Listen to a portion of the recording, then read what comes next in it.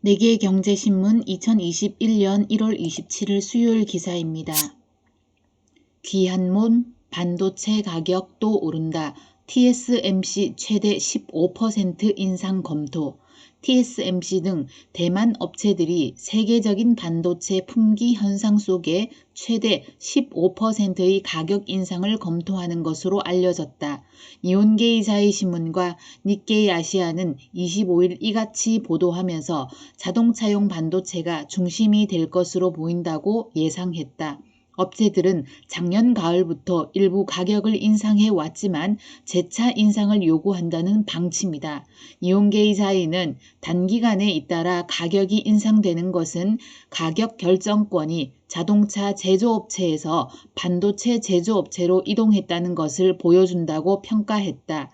TSMC의 자회사로 자동차용 반도체를 제조하고 있는 뱅가드 인터내셔널 세미컨덕트가 최대 15% 가격 인상을 고려하고 있으며 세계 4위 파운드리 업체 UMC 등 다른 대만 업체들도 인상을 검토하고 있는 것으로 알려졌다. 이들은 직접 거래처인 네덜란드 NXP 세미컨더덕스와 일본 르네사스 테크놀로지 등 자동차용 반도체 전문 기업의 가격 인상을 타진한 것으로 전해졌다. 신문은 르네사스 등이 이미 자동차 업체들의 가격 인상을 요구한 상황에서 생산 위탁처인 대만 기업들도 가격을 올리면 추가 가격 인상이 불가피해진다며 이는 자동차 업체의 수익에 영향을 줄 수 있다고 우려했다. TSMC를 비롯한 파운드리 업체들은 이르면 2월 말부터 3월에 걸쳐 단계적으로 가격 인상을 실시할 것으로 보인다고 니혼게이자이는 설명했다. 반도체 부족 외에도 지난 1년간 대만 달러가 미국 달러 대비 약 6% 급등한 점도 가격 인상의 근거가 되고 있다. 가격 인상은 작년 가을부터 실시됐다. 파운드리 업체들은 자동차 생산 확대에 대응하기 위해 추가 발주나 긴급 발주에 대해 10에서 15%의 가격 인상을 단행했다. 오는 2월 이후 협상이 마무리되면 작년 가을에 이어 이례적인 대폭적인 가격 인상이 이루어지는 셈이다. 자동차 제조업체와 반도체를 포함한 부품 업체들은 통상 연일의 협상을 실시한다. 자동차 제조업체들이 원가 절감이라는 명목으로 2에서 3%의 가격 인하를 요구하는 게 일반적이며 이는 자동차 업체 수익의 원천이 된다. 하지만 이제는 반도체 부품 업체들이 납품처인 자동차 업체의 가격 인상을 요구하는 구도로 바뀌었다. 기존의 입장이 역전된 것으로 이번 반도체 부족 사태의 심각성을 엿볼 수 있는 부분이라고 신문은 지적했다. 반도체 최종 사용자인 자동차 업체들은 향후 반도체 부족에 따른 감산과 생산 원가 상승이라는 이중고에 시달리게 됐다. UMC의 유치동 최고 재무 책임자는 25일 반도체 가격 인상 협상과 관련해 가격에 대해서는 답할 수 없다면서도 수급 상황을 볼 때 반도체 업체가 비교적 유리한 입장인 것은 확실하다고 말했다. 이어 그는 향후 전망과 관련해서 이미 공장이 풀 생산 상태라 단기간에 생산을 늘리기는 어렵다며 언제 해결할 수 있을지 모르지만 생산 라인을 정비하는데도 반년 이상 걸린다고 말했다. 매체는 반도체 부족 현상이 반도체 공급망 전반으로 더욱 확산할 가능성도 있다고 전망했다. TSMC와 UMC뿐만 아니라 대표적인 반도체 패키징 업체인 대만 ASE 테크놀로지 홀딩스도 가격을 약 10% 올리는 방안을 검토하고 있는 것으로 알려졌다. 신문은 반도체 업계 전체에서 가격 인상 움직임이 단번에 확산될 위험이 있다고 전했다. 삼성 디스플레이 전기 덜 쓰는 OLED 내놔. 삼성 디스플레이는 소비 전력을 기존 제품보다 16% 이상 줄인 스마트폰용 OLED 패널을 개발했다고 26일 발표했다. 이 제품은 오는 29일 정식 출시되는 갤럭시 21 울트라에 들어간다.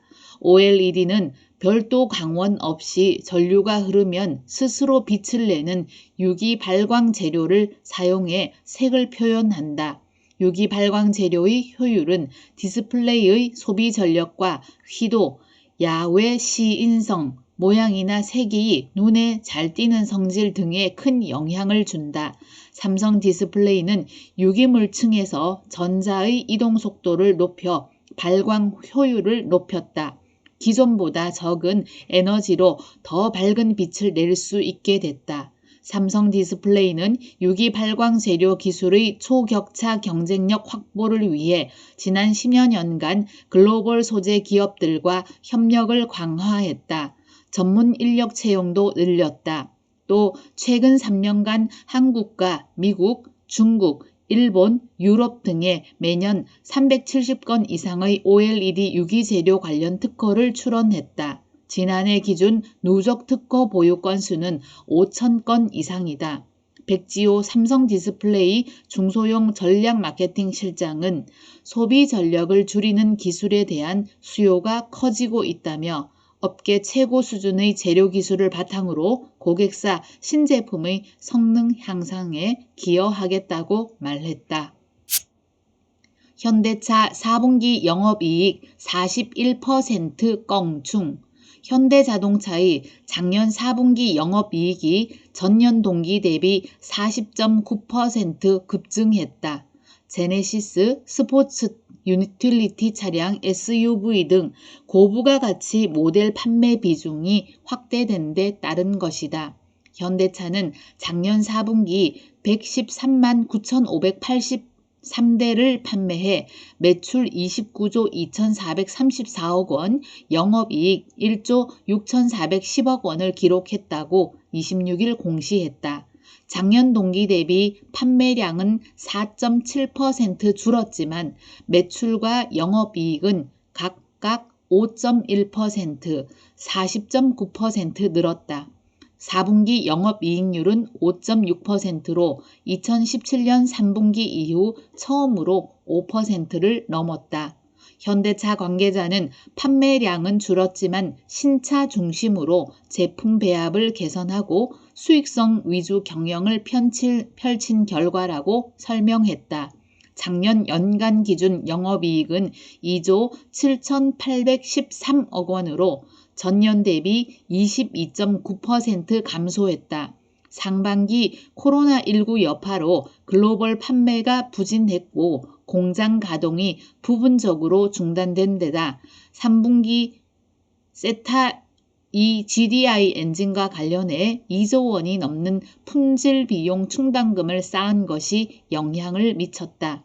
올해 현대차는 판매 목표를 416만 대로 작년 대비 11.1% 늘려 잡았다.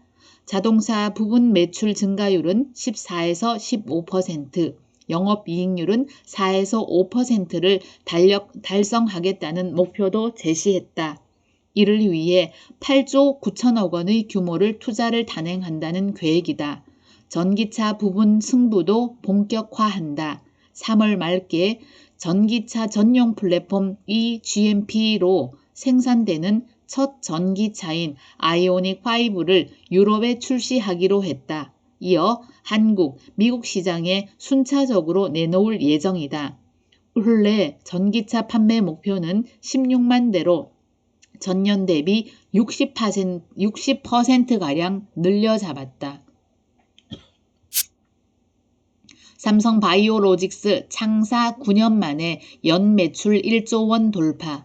삼성 바이오로직스는 26일 연결 재무제표 기준으로 지난해 연간 매출이 1조 1,648억 원, 영업이익은 2,928억 원을 기록했다고 밝혔다. 2011년 4월 창립 후 9년 만에 연 매출 1조 원을 돌파했다. 매출은 1에서 3 공장 가동률 상승에 따라 전년 대비 66% 급증했고 영업이익은 219.3% 늘었다. 영업이익률은 영업 레버리지 효과에 따라 2019년 13%에서 크게 개선된 25%를 기록됐다. 영업 레버리지 효과란 고정비가 큰 비중을 차지하는 사업에서 매출이 일정 수준을 넘어서게 되면 매출 증가에 비해 영업이익이 더 많이 늘어나는 것을 말한다. 2020년 매출은 본격적으로 매출이 발생하기 시작한 2015년 대비 12배 이상 증가했다. 5년간 연평균 매출 증가율은 66.4%에 달했다. 지난해 삼성바이오로직스는 GSK의 6억 2,700만 달러를 포함해 2019년 매출의 약 2.5배 수준인 17억 800만 달러를 수주했다. 코로나19 대유행 상황에서도 비대면 실시간 실사 및 검사로 대응한 것이 수주에 주요했다는 설명이다. 4분기 매출은 역대 최대 분기 실적을 달성했다. 공장 가동률 향상과 일부 코로나19 치료제 수탁 생산이 매출에 반영되며 3분기 대비 36.7% 증가한 3,753억 원을 기록했다. 영업이익은 전분기보다 63.9% 늘어난 926억 원이었다. 이는 시장 예상치 매출 2,882억 원과 영업이익 684억 원을 크게 뛰어넘은 수치이다. 앞서 삼성바이오로직스는 온라인으로 열린 JP모간 헬스케어 컨퍼런스에서 2021년에는 생산설비의 효율적 운영과 사공장의 조기 수주에 역량을 집중할 예정이라고 전했다. 생산 능력 확대와 사업 다각화 등을 통해 차세대 성장 동력과 초격차 경쟁력을 확보하겠다는 계획을 발표했다. 도전비즈온 영업이익 267억, 창사 후 최고. 정보기술 솔루션 업체인 도전비즈온이 어닝 서프라이즈를 기록하며 매출 3천억 원을 넘어섰다. 지난 2017년 매출 2천억 원을 달성한 지 3년 만이다. 더존비즈온은 26일 공시를 통해 지난해 매출 3,065억 원, 영업이익 767억 원을 기록하며 사상 최대 실적을 기록했다고 밝혔다. 2019년과 비교해 매출과 영업이익이 각각 17%, 15% 늘어났다. 지난해 4분기에는 연결 기준 매출 891억 원, 영업이익 267억 원이었다. 이로써 이 회사는 25분기 연속으로 전년 동기 대비 매출과 영업이익이 모두 상승하는 쌍끌이 기조를 이어가게 됐다. 대기업 계열사가 아닌 순수 소프트웨어 기반 기업이 매출 3천억 원 달성은 이례적이다. 제조업과는 달리 소프트웨어 분야는 부품 원가 등이 없어 매출 규모가 상대적으로 낮은 편이다. 도전비즈온 관계자는 이에 대해 발빠른 사업 구조 변화와 신사업 투자, 탄력적인 조직 운영 등 유연하면서도 도전적인 경영 방식이 주요했다고 설명했다. 도전비즈온은 기존의 전사적 자원관리, ERP, 그룹웨어 등 사업 영역을 포함해 과감한 투자와 연구개발을 통해 신사업 영역을 개척했다. 특히 기업 비즈니스 통합 플랫폼인 위하고를 기반으로 클라우드, 빅데이터, 인공지능, 핀테크, 블록체인 등의 솔루션과 서비스 부분에서 성과를 내고 있다. 기존 해외 소프트웨어 업체가 장악해온 대기업, 공공 분야로 영역을 확대한 것도 실적 상승에 견인차 구실을 했다. 차세대 ERP 시스템인 ERP10은 기존 주요 고객인 중견, 중소기업뿐 아니라 대기업과 중견그룹, 공기업, 공공기관 등에서 수주가 늘어나고 있다. 조만간 정밀의료 빅데이터 사업을 중심으로 헬스케어 분야에 진출할 예정이다. 이커머스 전자상거래 플랫폼 사업도 진행 중이다. 현대로템 영업이익 흑자 전환. 현대로템은 작년 4분기 매출이 전년 동기 대비 27.5% 증가한 7,649억 원으로 집계됐다고 26일 공시했다. 영업이익과 순이익은 각각 136억 원, 7억 원으로 모두 흑자 전환에 성공했다. 영업이익이 증권가 예상치 150억 원을 소폭 밑돌긴 했지만 매출 증권가 예상치 6,888억 원과 순이익 마이너스 35억 원은 기대를 웃돌았다. 이날 현대로템 주가는 코스피 지수가 2.14% 하락하는 조정상 속에서도 1.18% 오른 21,400원의 거래를 마쳤다. 현대로템 관계자는 수익성을 핵심에 두고 수주에 나선 것이 성공적인 결과로 이어졌다며 올해는 대만과 이집트 전동차 사업 등 대규모 해외 사업 생산 본격화로 추가적인 실적 개선이 예상된다고 설명했다. 바이든 연방정부 물품 조달 때 미국산 우선 구매. 조 바이든 미국 대통령이 25일 연방정부가 물품을 조달할 때 미국산 제품을 우선 구매하도록 하는 바이 아메리칸 행정명령에 서명했다. 미국 제조업과 노동자를 지원하기 위해 연방정부의 구매력을 동원하겠다는 것으로 대선 때 공약한 보호주의 정책을 공식화했다는 평가가 나온다. 바이든 대통령은 이날 백악관에서 기자회견을 통해 미국을 재건할 세금을 쓸 때 미국 상품을 사고 미국 일자리를 떠받칠 것이라며 이 행정명령을 발동했다. 백악관도 성명에서 바이든 대통령은 행정명령을 통해 연방정부가 납세자의 돈을 쓸 때 그 돈이 미국 노동자가 미국산 부품으로 제조한 미국산 제품에 쓰이도록 할 것이라고 밝혔다. 행정명령에 따르면 연방정부가 미국산 대신 외국산 제품을 구입할 수 있는 예외 조항이 대폭 축소된다. 미국산 제품을 규정하는 기준도 엄격해진다. 구체적인 기준은 추후 결정될 예정이다. 백악관 예산관리국인 바이 아메리칸 정책을 담당할 고위직이 신설된다. 바이든 대통령은 이 밖에 모든 연방정부 차량을 미국산 전기 자동차로 바꾸고 미국 항만간 운송 시 미국 선박을 이용하도록 한 존스법을 엄격히 실행하겠다고 했다. 이에 따라 연간 6천억 달러에 달하는 미 연방정부 조달 시장에서 외국 기업이 배제될 가능성이 커졌다.